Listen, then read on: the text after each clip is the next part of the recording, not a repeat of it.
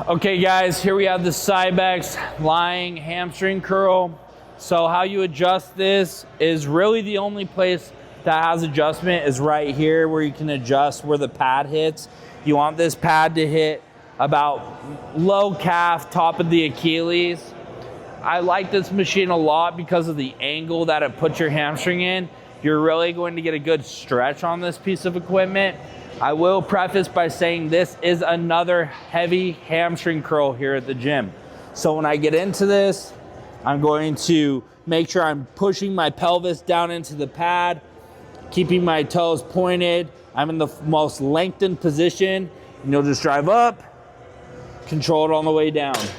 You can use these here if you want to go up 5-pound increments. So again, if you don't want to jump the 20-pound gap, you can go 5, 10, or 15 pounds.